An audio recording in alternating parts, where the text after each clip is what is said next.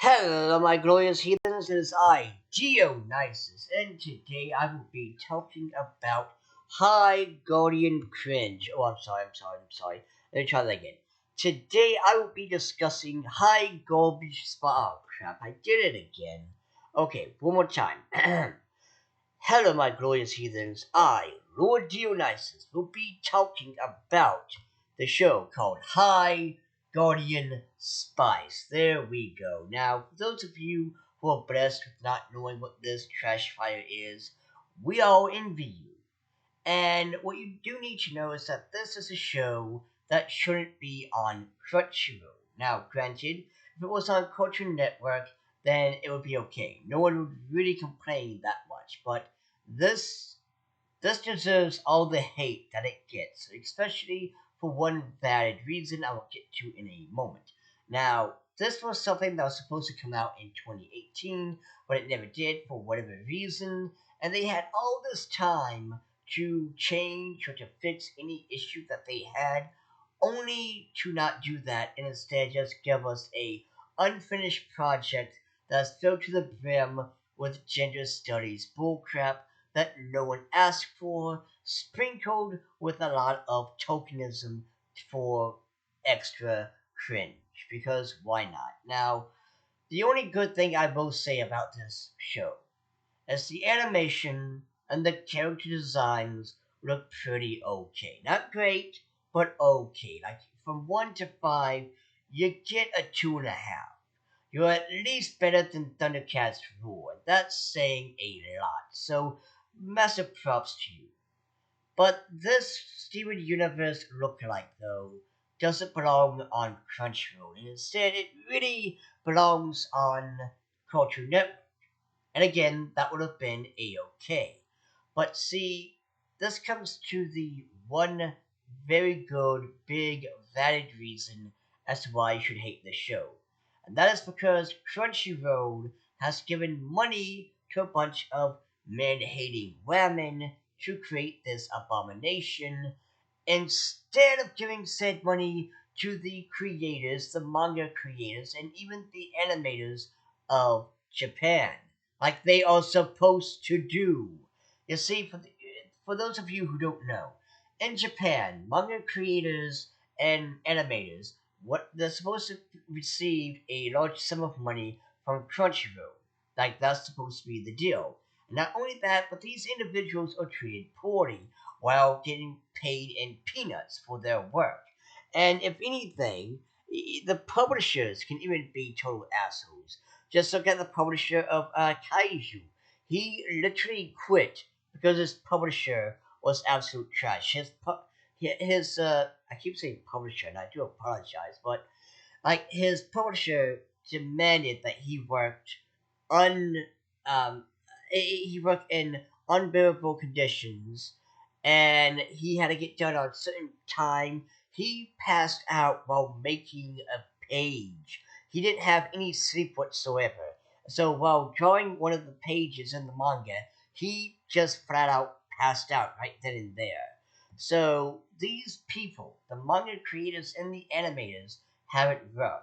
And what Crunchyroll is doing is the equivalent of basically what Chris Chan does. And to those of you who don't know this individual, I yet again envy you.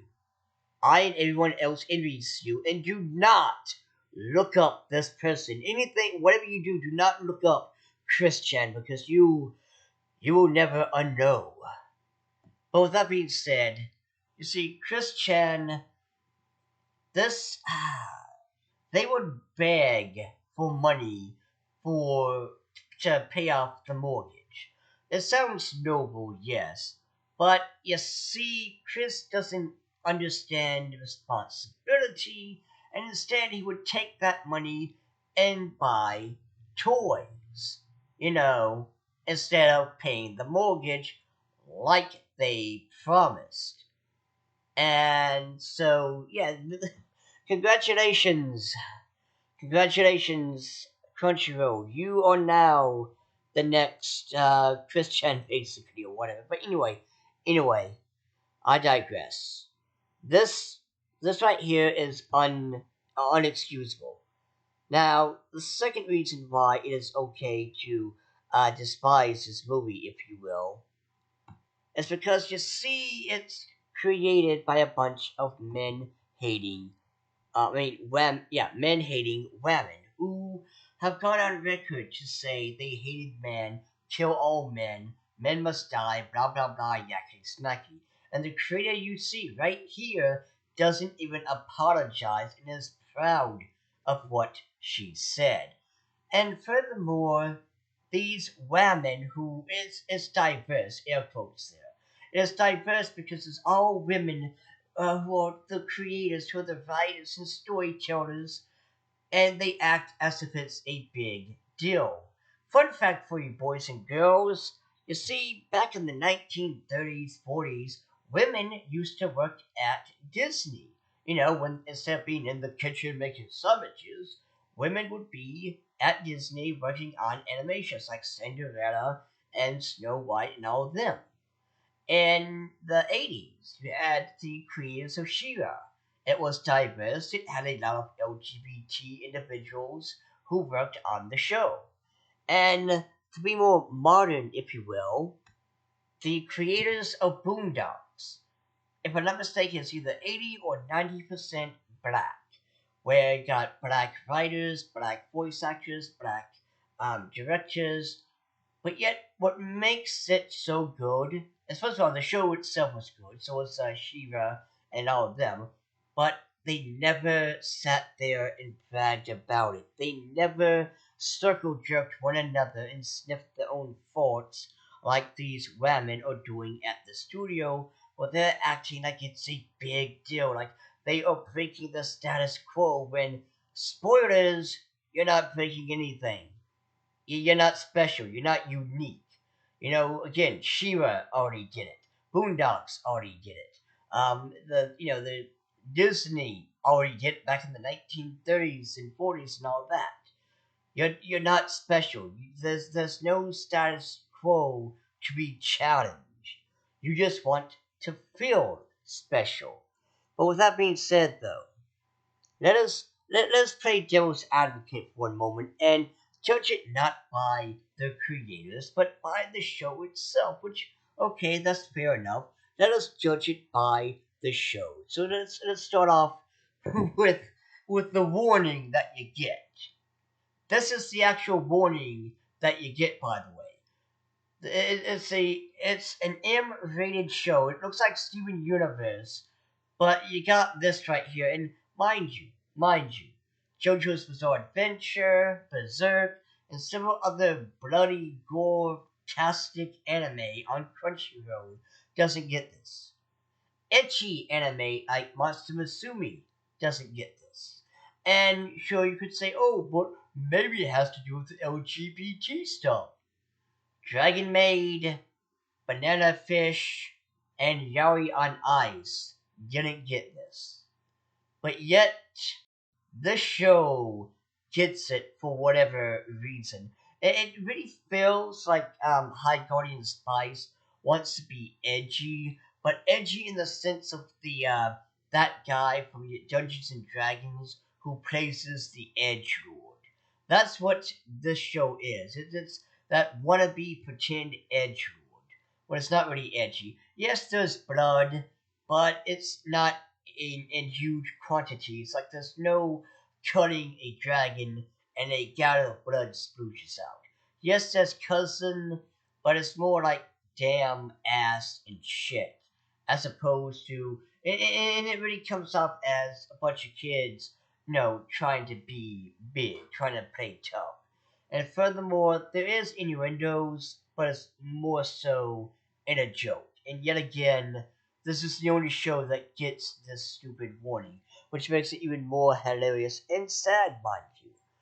Now, it's not just this right here. It's not just a stupid warning. You also got PNG images. Mind you, this is 2018. It was supposed to be in 2018. They had 3 years to fix any bugs, if you will, and yet you give us a PNG lamppost and PNG bread. That's what you gave us. You couldn't give us an actual drawn piece of bread. No, no, no, no.